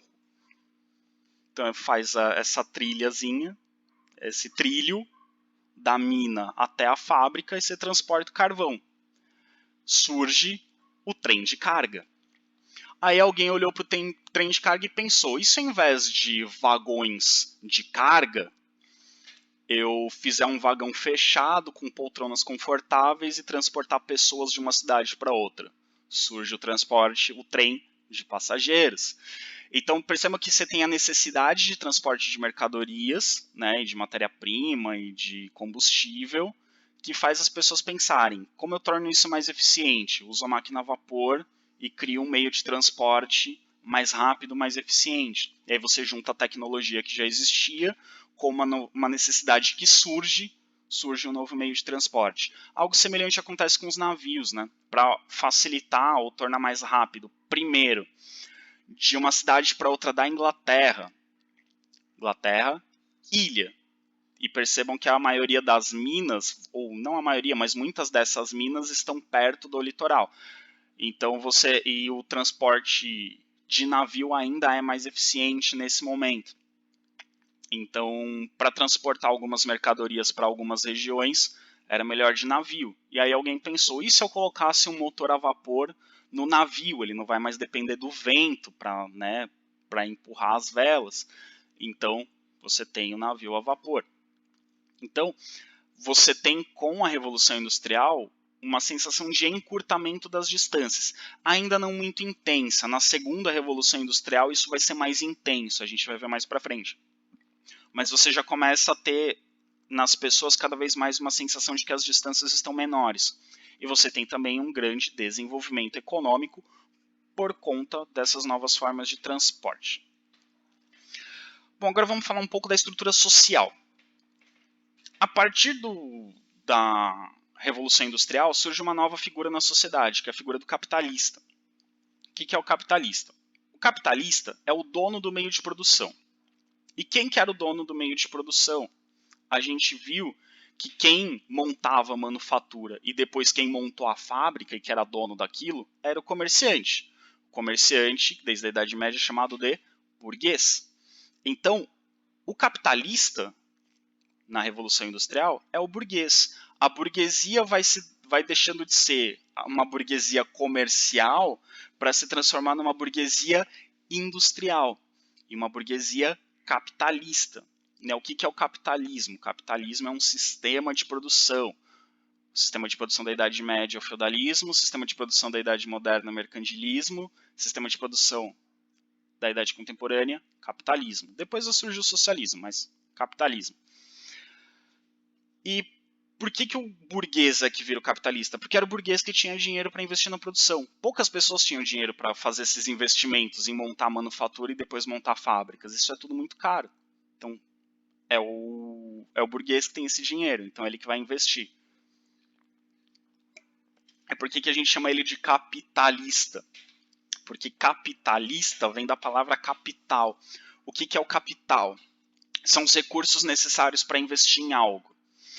Grosseiramente a gente diz que é dinheiro, mas não é exatamente dinheiro, não é só dinheiro. Às vezes uma propriedade que você tem é um capital, às vezes, hoje em dia tem teóricos que falam que o próprio recurso humano é um capital, né, que o próprio trabalhador é um capital, mas enfim, vamos simplificando, vamos dizer que o capitalista é o cara que tem dinheiro para investir na produção.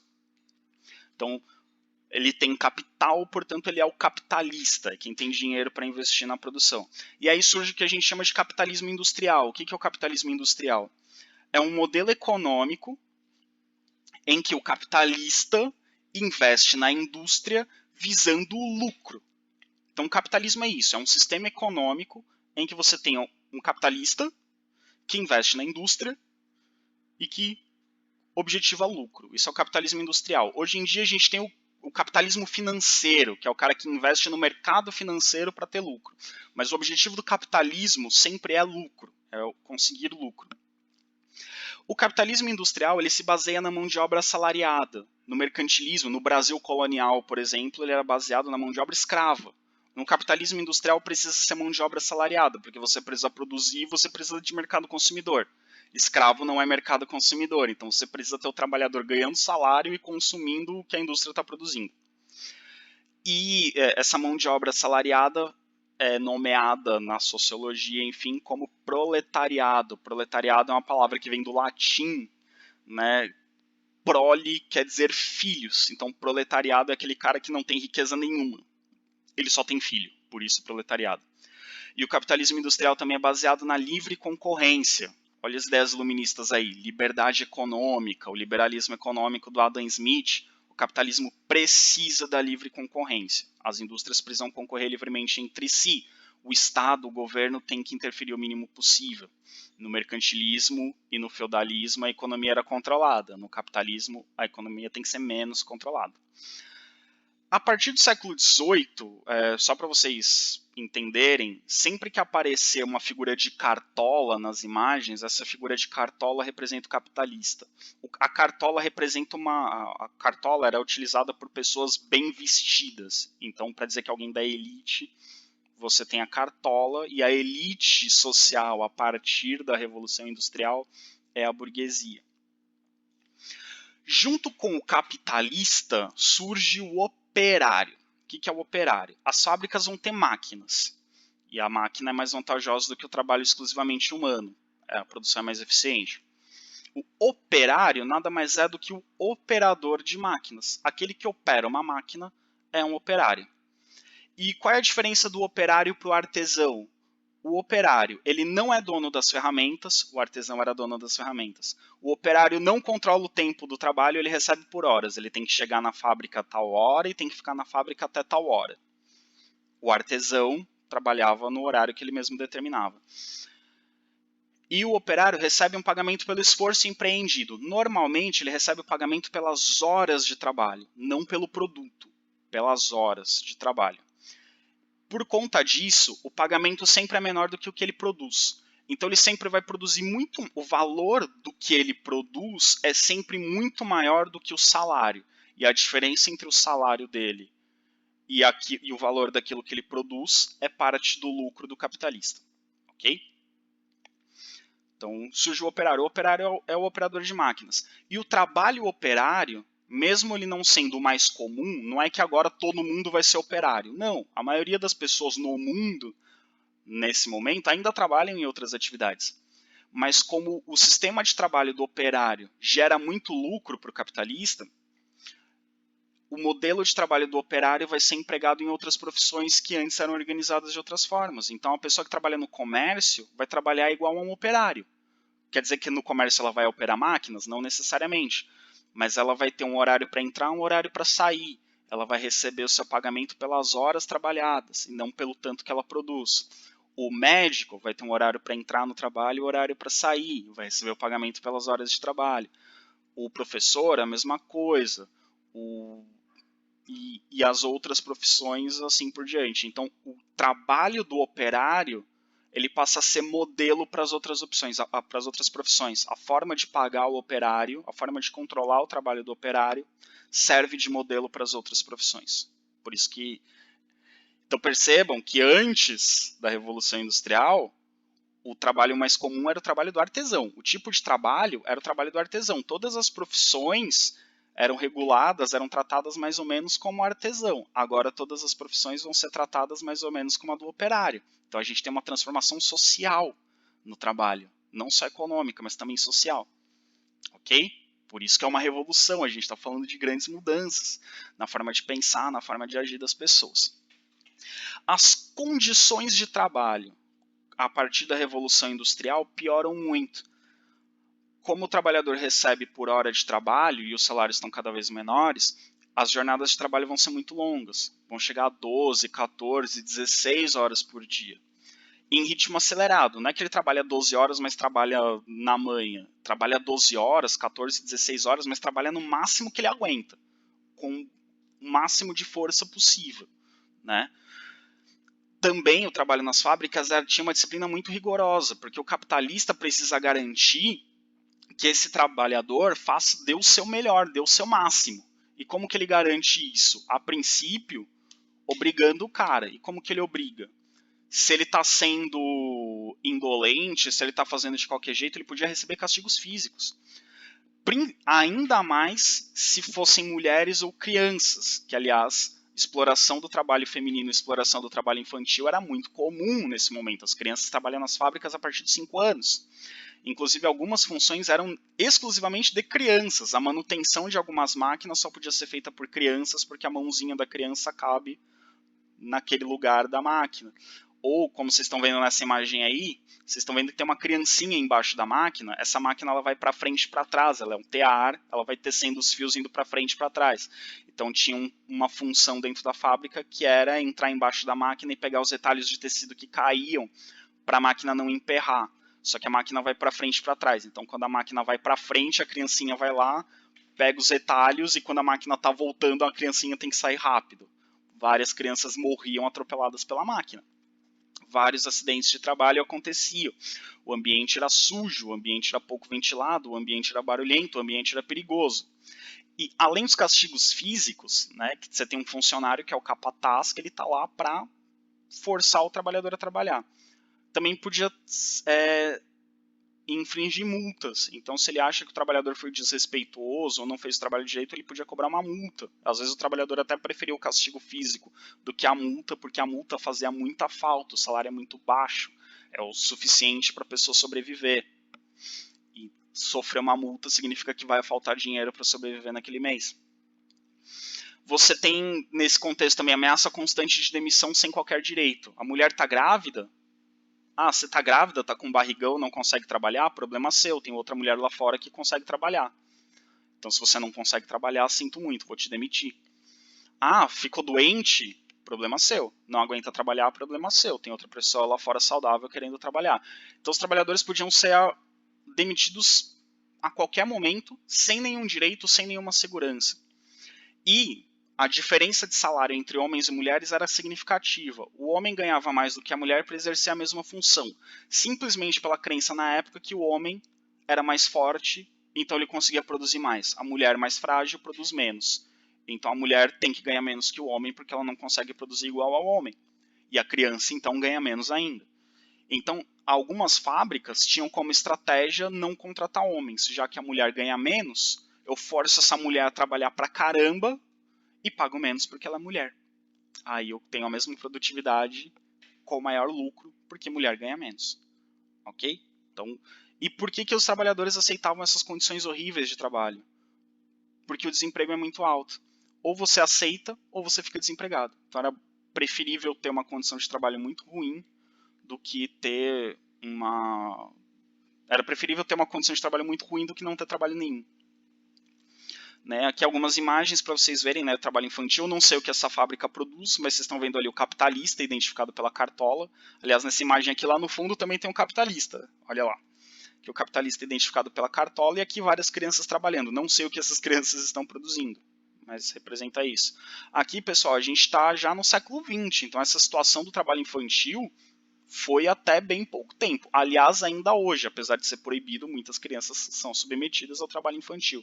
Aqui a gente tem mais crianças operárias, aqui crianças em condições bem ruins, ó, uma criança descalça, com a vestimenta suja, rasgada, num ambiente sujo, outra criança ali atrás com curativo, provavelmente se machucou na fábrica. E aqui a gente tem também uma outra imagem, também século XX, para vocês perceberem a sujeira do ambiente.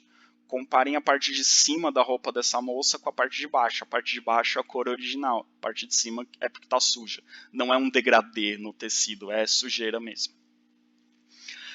E com o tempo, né, vão surgindo leis, vão surgindo investigações, os governos vão percebendo que os trabalhadores estão morrendo demais e trabalhador morto não gera lucro. Então começam a fiscalizar e alguns donos de fábrica começam a tentar maquiar suas fábricas para aparecerem em ambientes melhores. Quando vem uma fiscalização, né, vamos olhar essa imagem. Esse aqui é o ambiente normal da fábrica. Vocês estão vendo ali as crianças, mulheres, roupa rasgada, sujeira e tal. Quando vinha uma fiscalização, eles tentavam deixar a fábrica mais ou menos assim. Esse quadro provavelmente foi encomendado por um dono de fábrica. Mas se vocês olharem aqui no cantinho embaixo do lado direito, o pintor pôs a mão da mocinha ali perto da engrenagem para dizer que ela pode se machucar a qualquer momento ali, né? Então, os donos das fábricas às vezes deixavam seu ambiente mais ou menos assim quando vinha uma fiscalização, mas esse não era o ambiente comum no dia a dia dos trabalhadores. Ok? Os trabalhadores começam a se organizar. Essa parte da organização dos trabalhadores ela vai ser mais efetiva na época da segunda Revolução Industrial, então a gente vai estudar isso melhor depois. Mas já na primeira Revolução Industrial, na Inglaterra, a gente tem a criação das sociedades de ajuda mútua. Então os trabalhadores criam sociedades mais ou menos parecidas com as irmandades religiosas que a gente tinha no Brasil, que a gente estudou na época da mineração, que eram sociedades de ajuda mútua, que os membros pagavam uma taxa para ajudar quando ficava viúva, quando ficava doente. Então, os trabalhadores começaram a criar esse tipo de organização, em que eles recolhiam taxas dos trabalhadores e faziam uma espécie de uma vaquinha para ajudar quem ficava desempregado, para ajudar a viúva que perdia o marido num acidente de trabalho, para ajudar o trabalhador que ficava doente, ou ajudar o trabalhador que ficava incapacitado de trabalhar por conta de um acidente de trabalho. Então, os trabalhadores começaram a fazer essas associações. Só que elas começaram a se difundir na Inglaterra em 1793, só que em 1799 o governo proibiu, porque essas sociedades começaram a fortalecer os trabalhadores. Então alguns trabalhadores pensavam, não preciso me desesperar para arrumar um novo emprego, posso esperar um emprego numa fábrica que tem condições de um pouco melhores, porque enquanto isso os meus colegas estão me ajudando com uma espécie de seguro-desemprego. Então essas sociedades foram fortalecendo os trabalhadores, né, que foram se fortalecendo para exigir melhores condições de trabalho. Aí o governo proíbe, porque o governo é ligado à burguesia, e para a burguesia não era interessante que os trabalhadores se fortalecessem, porque para a burguesia era interessante ter uma grande quantidade de mão de obra disponível, aceitando trabalhar 16 horas por dia, com risco de acidente, sem direito nenhum. Mesmo proibidas, elas continuaram existindo de forma clandestina, e em 1824 elas voltaram a ser permitidas. A gente vai ver no século XIX, na metade do século XIX, quando tem a segunda Revolução Industrial, que aí começam a surgir os sindicatos, associações de trabalhadores, movimento trabalhista, e aí a gente vai ver que os trabalhadores aos poucos vão conquistando direitos, mas aqui na primeira Revolução Industrial ainda não. Os trabalhadores também não aceitavam assim tranquilamente essas condições horríveis de trabalho. Então, eles faziam protestos como greves, motins, quebravam máquinas, né? Quando a gente foi estudar o movimento trabalhista, a gente vai ver que um dos primeiros movimentos trabalhistas era um movimento que pensava assim: a nossa vida piorou quando colocaram máquinas para trabalhar. Então a culpa da nossa vida ruim é das máquinas. Se a gente quebrar as máquinas, a nossa vida volta a ser boa. Vocês vão ver que é um pensamento muito simples, que não é assim que funciona, mas tinha um movimento de trabalhadores que entravam nas fábricas de noite, quebravam as máquinas, porque eles achavam que sem máquina a vida deles ia voltar a ser boa. E, nesse contexto, a polícia é um órgão do governo. O governo é controlado pela burguesia, né, pelos capitalistas. Então, os capitalistas reprimiam de forma violenta as manifestações de trabalhadores. Ok? A burguesia capitalista, a burguesia industrial, ela surge como um novo grupo. Então a gente tem uma nova burguesia a partir da Revolução Industrial. É uma burguesia muito rica e que passa a viver como viviam os nobres antes. São a elite da sociedade, a elite econômica da sociedade. Mas na época da primeira Revolução Industrial, tirando a Inglaterra, a burguesia ainda não tem o poder político. A burguesia vai começar a ganhar o poder político a partir da Revolução Francesa, sendo os próximos capítulos. Os cargos, que aliás é a próxima aula, os cargos políticos, o direito de voto, eram da nobreza e dos proprietários rurais. Na Inglaterra, só em 1832 que os burgueses que comprovassem ter alguma propriedade passaram a ter direito de voto. Então é só no século XIX que a burguesia vai ter de fato poder político. Ela tem uma boa relação com o governo na Inglaterra, mas ela ainda não domina o poder político. Ela escolhe parlamento, tem representantes no parlamento, mas ainda não domina a política. Já os trabalhadores só vão ter direito ao voto muito depois. Em vários países, só no final do século XIX ou só no século XX, os trabalhadores vão ter direito ao voto. Então isso demora a acontecer. Os trabalhadores estão afastados da política. A burguesia, então, na primeira Revolução Industrial, a burguesia ainda não controla a política.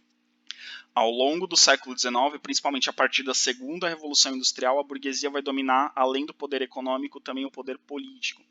Então, percebam que, como eu falei, revolução modifica a estrutura social. A burguesia, como a gente estudou na Idade Moderna, a burguesia era o terceiro estado.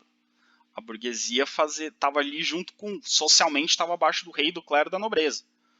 Estava ali no terceiro estado. Agora a burguesia vai ser elite. Vai estar acima do clero. Com a Revolução Industrial, a burguesia passa a estar acima do clero e da nobreza, passa a ocupar postos de governo. Essa transformação vai se completar na segunda Revolução Industrial, que a gente vai ver, mas ela começa com a primeira Revolução Industrial. Então, como eu estava dizendo, quem não tinha poder nenhum, burguesia, passa a ter muito poder. Ok?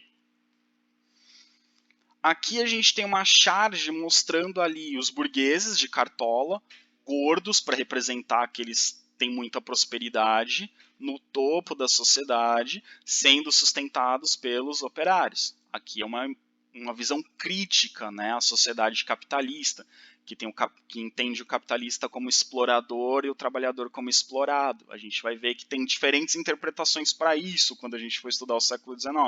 Mas aqui a gente tem uma visão crítica. O capitalista, visando o lucro, explora o trabalhador com péssimas condições de trabalho, e o trabalhador é explorado no máximo de suas capacidades para sustentar o capitalista. Então agora a gente não tem uma sociedade estamental, né, claro, nobreza terceiro estado. A gente tem uma sociedade basicamente dividida em capitalista, operário, dono do meio de produção e quem trabalha para o dono do meio de produção. Essa é a divisão social. Dono e trabalhador. Chefe e empregado. Capitalista, operário. Ou burguês, proletariado. Ok? Então é quem trabalha e quem é dono. E quem é dono de quem trabalha. E quem é dono de quem trabalha não, né? Mas quem compra a força de trabalho. Quem trabalha e quem emprega o trabalhador. Apesar de não ser uma sociedade estamental, ainda é uma sociedade em que a mobilidade social é possível você deixar de ser trabalhador e se tornar burguês, deixar de ser trabalhador e se tornar capitalista, mas ela é Mas é muito difícil essa transição social. Quem nasce numa família de operários tem muita dificuldade para se tornar burguês. E quem nasce numa família de burgueses dificilmente vai se tornar operário. Então, a expectativa de vida, que esse quadro mostra isso, né? Os Quebradores de Pedra, do Gustave Courbet. A criança e o velho quebrando pedra, a criança ajudando. A expectativa de vida da criança é passar a vida inteira fazendo isso. A expectativa de vida de um filho de operário era ser operário e que seus filhos fossem operários. A expectativa de vida de um filho de burguês era ser burguês e que seus filhos fossem burgueses. Então, existe mobilidade social e a burguesia, como a gente vai ver com a Revolução Francesa, tem um discurso de que é possível, que se você trabalhar muito, você consegue mudar de classe social. Mas é muito difícil.